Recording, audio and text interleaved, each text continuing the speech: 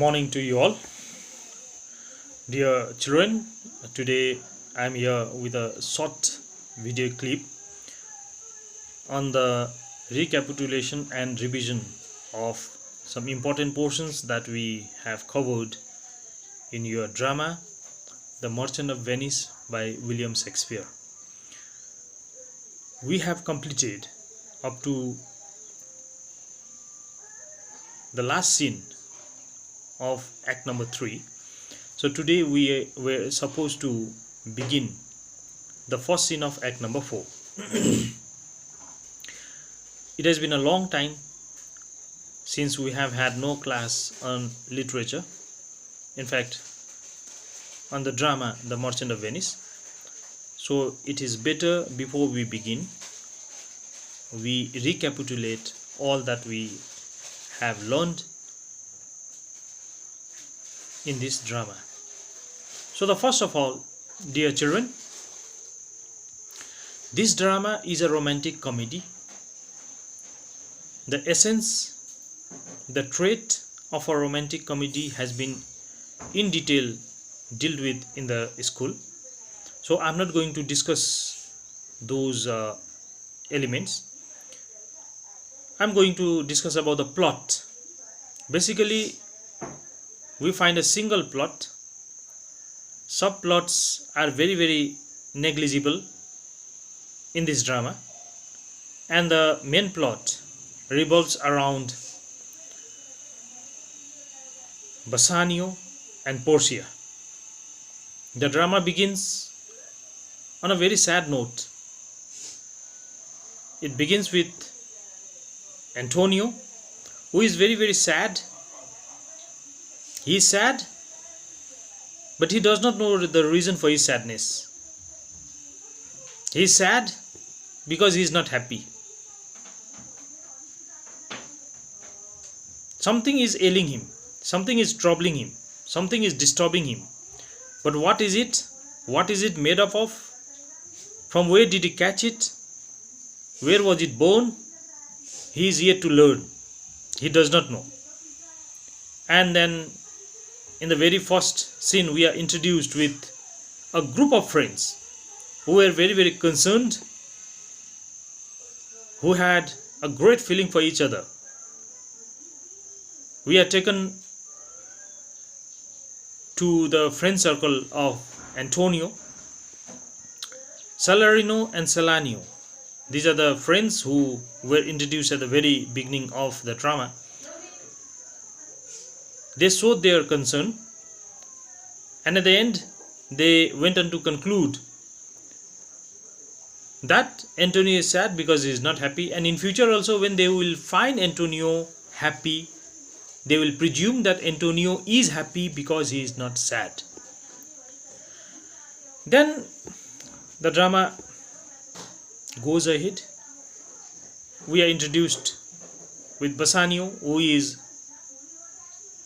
we can say, the hero of this drama. He is in love with a very fair lady, the princess of Belmont, called Portia. Bassanio had met Portia in Belmont during the time when Portia's father lived, when he was alive. And there was the love at the first sight, through the eyes, without any spoken words. It is said, the eyes of the people in love speak. They had interacted through their eyes.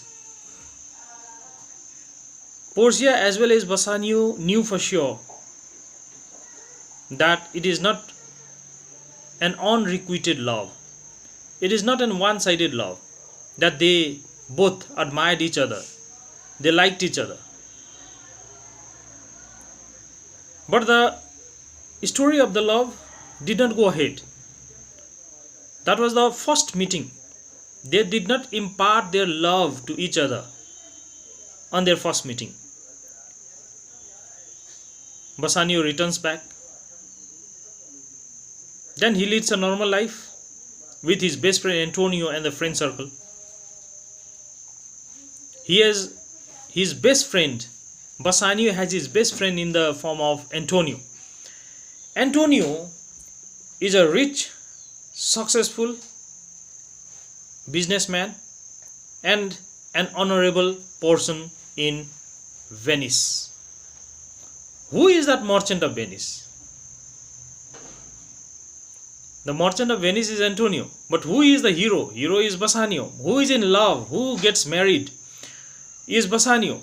What is the story about? The story is about how Antonio's life was saved. Okay. So Bassanio has taken loans from Antonio several times. He has taken money from Antonio several times. And though his resources, his means did not allow him to lead an upright, light and an extravagant life, he tried to do so, and he has exhausted all the wealth that he had taken from Antonio. So now, he once again, in the very first act, Bassanio comes to Antonio and requests to give him some more money indirectly. He gives the example from the childhood days. Just like in the game of marbles, when we play marble, when we lose one marble, in the same direction we try to throw another marble, and sometimes by happenstance, fortunately, we happen to discover the one that we had lost on the first occasion. He gives the example of the arrow. When one arrow is lost, we risk taking another shot